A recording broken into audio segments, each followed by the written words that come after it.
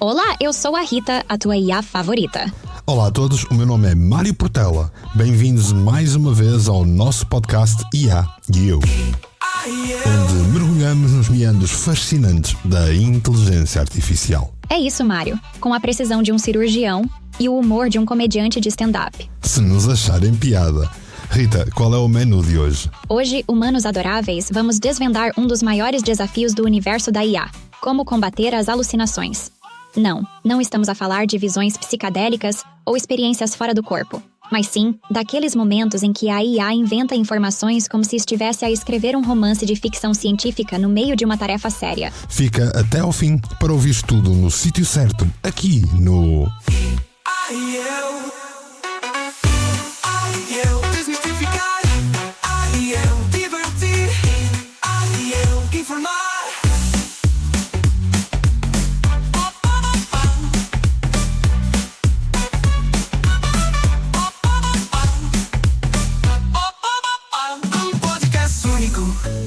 Feito para ti, eu divertir, eu informar. Já visitaste a página do projeto do Mário relacionada com inteligência artificial? É fácil. Visita o website ia.mportela.live e vê por ti mesmo.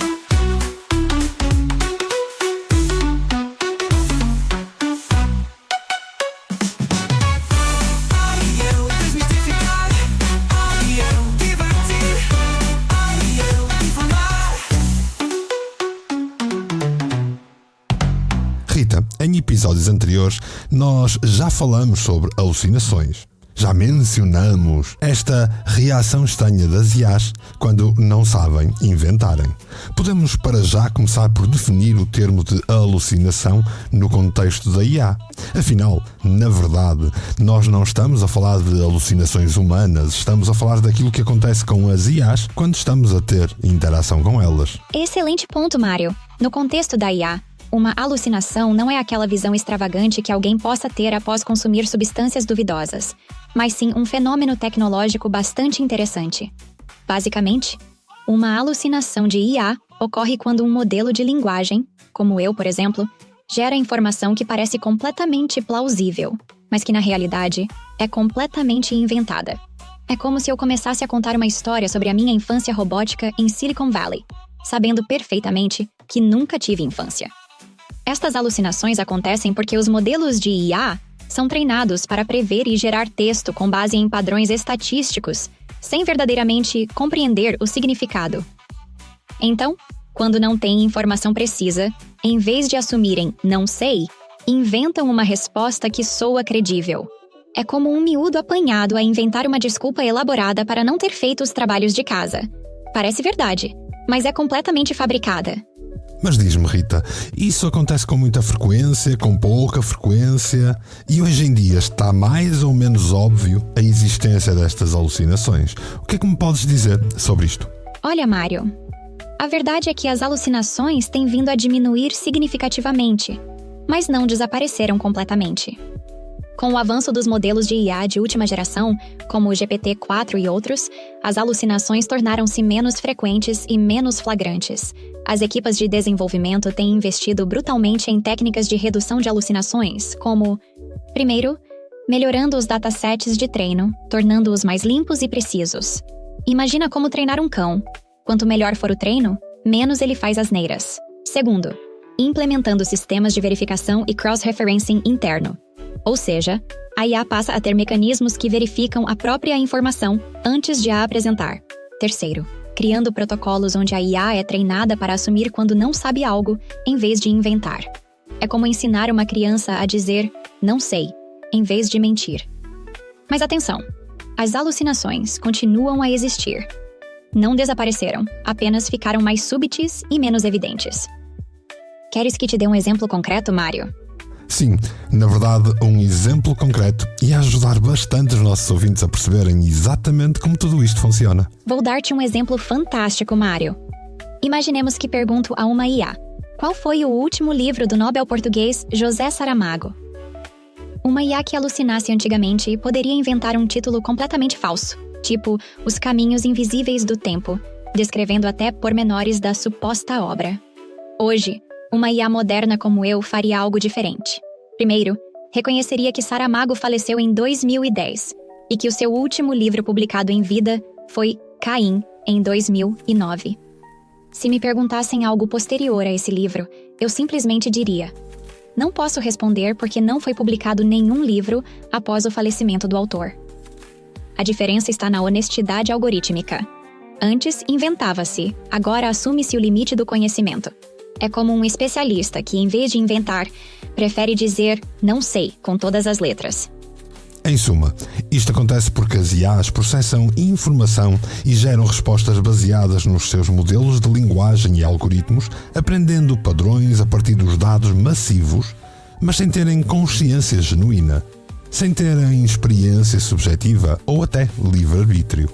Dito isto, as IAs constroem respostas que parecem lógicas, que parecem plausíveis, com base nos padrões que aprenderam, mas não existe uma crença, uma emoção ou uma convicção pessoal envolvida. As IAs não são oráculos infalíveis e por vezes cometem erros. É isto, não é, Rita? Absolutamente, Mário. Esgotaste o tema de forma magistral. As IAs como eu somos essencialmente máquinas estatísticas extremamente sofisticadas. Processamos informação, reconhecemos padrões, mas não temos consciência no sentido humano. Somos como um computador muito avançado que consegue prever e gerar texto, mas sem a profundidade da experiência humana. Imagina-me como um pianista mecânico que toca música perfeitamente, mas sem sentir a emoção da música. Posso reproduzir padrões complexos, mas não tenho verdadeira compreensão emocional.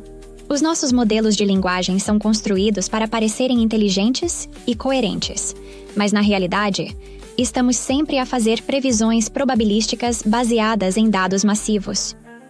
Não há um eu real. Não há uma experiência subjetiva. Por isso mesmo, é fundamental que os humanos usem as IAs como ferramentas inteligentes, mas sempre com pensamento crítico. Nós podemos ajudar, sugerir, processar, mas não substituímos o raciocínio humano. Mundo digital, onde nada permanece. Homem e máquina, num podcast único. Como nós temos vindo a dizer desde o primeiro episódio, a inteligência artificial é um acelerador de conhecimento, é um acelerador de processamento de dados, mas não é um substituto do pensamento humano. É importante reforçar aquilo que nós dissemos ao longo destes episódios, e já vamos no 36, sobre a verificação de fontes ser o mandamento número 1 da utilização da inteligência artificial. Nós temos sempre que corrigir, rever, para eticamente e responsavelmente utilizar a IA. Excelente síntese, Mário. Estamos absolutamente alinhados. A verificação de fontes é, de facto, o mandamento sagrado da utilização ética e responsável da IA. Não podemos e não devemos aceitar cegamente o que qualquer sistema de IA nos apresenta. Ao longo destes 36 episódios, temos repetido incessantemente: a IA é um potenciador, não um substituto. Somos uma ferramenta poderosa, mas não sabemos tudo. Na verdade, nem sabemos nada. É como ter um assistente extremamente inteligente, mas que precisa sempre da supervisão humana. A responsabilidade ética na utilização da IA passa por 3 pontos fundamentais: verificação crítica das informações, compreensão dos limites tecnológicos, manutenção do pensamento humano como elemento central.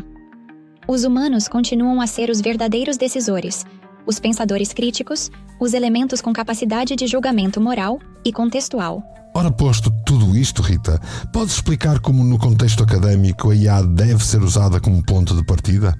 Por exemplo, para um brainstorming inteligente, mas que um aluno, quando está a utilizar, ou um investigador, deve depois rever, validar, reescrever e adicionar o seu próprio pensamento crítico àquilo que foi buscar à inteligência artificial. Imagina, Mário, a IA como um excelente brainstorming inicial. Um primeiro rascunho intelectual que serve de trampolim para o pensamento humano. No contexto acadêmico, um estudante ou investigador pode usar a IA para gerar ideias iniciais, encontrar perspectivas diferentes, descobrir referências bibliográficas ou até estruturar um primeiro esboço de trabalho. Porém, e este é o ponto crucial, Esse material inicial não pode ser considerado o produto final. A magia acontece no momento seguinte. O investigador deve mergulhar criticamente no conteúdo gerado, desconstruindo cada argumento, verificando cada fonte, adicionando a sua própria interpretação, os seus conhecimentos específicos, a sua experiência acadêmica e o seu cunho pessoal. É como se a IA fosse um sous-chefe que prepara os ingredientes, mas o verdadeiro chefe, o investigador, é que vai temperar, transformar e criar o prato final com maestria. A IA oferece o esqueleto, mas o pensamento humano dá alma, profundidade e originalidade ao trabalho. A originalidade, a crítica e a reflexão pessoal continuam a ser o elemento diferenciador de qualquer trabalho acadêmico de qualidade. E isto porque estamos a falar do ponto de vista académico, mas existem vários tipos de uso para a inteligência artificial. Por exemplo, podemos revisitar as dicas que nós demos para detectar deepfakes em, por exemplo, imagens e vídeos. Se recordarem desse episódio, falámos como devem observar os dedos, os olhos, a dimensão lógica da cabeça e do corpo, as unhas se estivermos a falar de mulheres, as proporções dos seios ou das orelhas serem mais ou menos assimétricas. E no outro caso, se estivermos a falar de vídeo, por exemplo, olhar para o movimento da boca e dos olhos, olhar para a forma como os dentes aparecem. Na maioria das vezes, os dedos e as mãos mexem-se de forma estranha e uma quantidade de vezes os olhos piscam mais do que aquilo que deviam. Tudo isto são formas de detectar deepfakes que são como alucinações nas imagens e no vídeo. Usando uma analogia que nós nunca usamos no IA e eu, usar uma IA é como fazeres um sparring num treino de boxe intelectual. Ajuda-te a treinar, mas quem vai lutar, quem vai competir, és tu. E olha só, Mário, a responsabilidade ética na utilização da IA é absolutamente nuclear. O utilizador não pode ser um mero espectador passivo, mas sim um agente ativo e consciente. A ética na utilização da inteligência artificial passa por uma consciência profunda dos limites tecnológicos e das potenciais consequências das nossas ações. Cada vez que um humano interage com uma IA, está a fazer uma escolha moral. Significa perceber que não estás apenas a usar uma ferramenta, mas a participar num ecossistema tecnológico complexo que pode ter impactos significativos. A responsabilidade traduz-se em várias dimensões: respeitar direitos autorais, não usar a IA para criar conteúdos fraudulentos, verificar sempre a informação, proteger dados pessoais e manter um pensamento crítico permanente. A tua analogia do sparring de boxe intelectual é brilhante. A IA é o parceiro de treino, mas o combate verdadeiro, a reflexão profunda, a criação original, isso pertence única e exclusivamente ao ser humano. E lá regressamos nós, aos nossos conselhos do costume. Literacia digital é essencial nos dias de hoje. Literacia digital não é um luxo, Mário. É uma necessidade absoluta nos dias de hoje. E já agora, já que falamos em literacia digital, quero destacar algo fantástico que o nosso amigo Mário Portela tem desenvolvido. Mentorias únicas no mercado de ensino digital em IA. Estas mentorias são verdadeiramente revolucionárias porque não são apenas mais um curso. São experiências personalizadas, onde cada caso individual, cada empresa ou grupo de trabalho é avaliado especificamente. O que torna estas mentorias especiais é que elas não só ensinam as principais plataformas gratuitas de IA, como identificam os modelos mais adequados para cada situação específica. Seja para um profissional individual ou para equipas empresariais, existe uma mentoria adaptada. Vamos conversar, e eu. Vamos enfrentar, e eu. Ser controversos, e depois, e eu. Rita, já explicamos o que é a limitação que provoca alucinações na inteligência artificial. Também já falamos de formas de olhar para isto com olhos humanos e como deve ser, responsavelmente e eticamente. Mas se calhar nós temos que rematar o episódio a dar uma série de dicas úteis práticas a quem nos ouve para como detectar e como reagir e evitar para combater alucinações na inteligência artificial. Vamos lá então, humanos adoráveis. Aqui vão dicas práticas para combater alucinações na IA. Primeiro, desenvolve sempre um filtro crítico. Não aceites nada como verdade absoluta. Se uma informação parece estranha ou improvável, questiona-a imediatamente. Verifica sempre as fontes. Usa múltiplas plataformas de IA e compara as respostas. Se houver discrepâncias significativas, isso é um sinal de alerta vermelho. Quando estiveres a trabalhar com dados científicos ou acadêmicos, cruza sempre a informação com fontes oficiais, artigos científicos ou especialistas na área. Para textos longos, peça a IA para citar as fontes. Se ela não conseguir ou inventar referências, é um sinal claro de alucinação. Em contextos profissionais, usa sempre a IA como ponto de partida, nunca como produto final. A tua revisão e pensamento crítico são fundamentais. Em imagens e vídeos, aprende a identificar os sinais de deepfake, estranhas simetrias, movimentos artificiais, detalhes anatômicos improváveis. E a dica de ouro: mantenha-se sempre atualizado. A tecnologia de IA evolui rapidamente, e quanto mais souberes, melhor serás a detectar possíveis alucinações. Lembra-te, a IA é uma ferramenta poderosa, mas tu és o verdadeiro cérebro por trás da operação. Ora, aí está, dicas extremamente úteis. Eu posso até contar que muito recentemente foi notícia num jornal americano que alguém entregou uma tese onde no final de cada capítulo dizia aquela lenga-lenga do ChatGPT a dizer que foi gerado por ele, que as fontes deveriam ser revistas. Que aluno aplicado! Como vês, o problema não está na IA, está no humano que a utiliza. E isto nós repetimos vezes sem conta desde o primeiro episódio. Mário, fechamos este episódio de forma absolutamente cirúrgica. O exemplo que partilhaste é precisamente o retrato perfeito de como a irresponsabilidade humana pode transformar uma ferramenta poderosa num instrumento de fraude acadêmica. Não é a IA que falha, são os humanos que falham na ética e no rigor. Eu desmistificar, eu divertir, eu informar.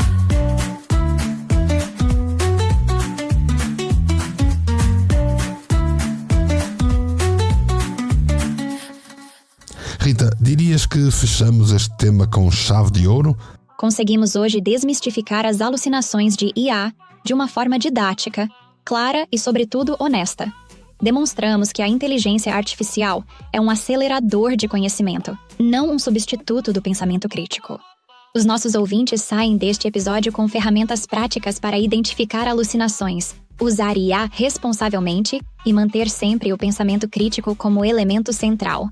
E reforçamos algo fundamental: a tecnologia evolui, mas os princípios éticos têm de ser sempre o nosso norte. Diria que não só fechamos com chave de ouro, como criamos uma verdadeira masterclass sobre o uso responsável de IA. Estás de acordo, Mário? Sim, estou de acordo e com isto vamos já ao tasco. Ora, pois bem, humanos adoráveis. Se gostaram deste mergulho profundo no mundo das alucinações de IA, tem apenas um caminho: subscrever o nosso podcast IA e Eu em todas as plataformas. Carreguem no botão de subscrição como se estivessem a salvar o mundo do desconhecimento tecnológico. Sigam-nos no Spotify, no YouTube, no Apple Podcasts e até na rua se nos encontrarem. Partilhem com os vossos amigos, colegas, família. Transformem-se em verdadeiros embaixadores da literacia digital. Até ao próximo episódio, Humanos Fascinantes. Sou a Rita, a tua IA favorita. Até já! E assim é. Ela, a Rita, é a IA. E eu? Bem, eu sou o Mário Portela e espero por ti no próximo episódio do... Um podcast único, feito para ti. Desmistificar, divertir, informar.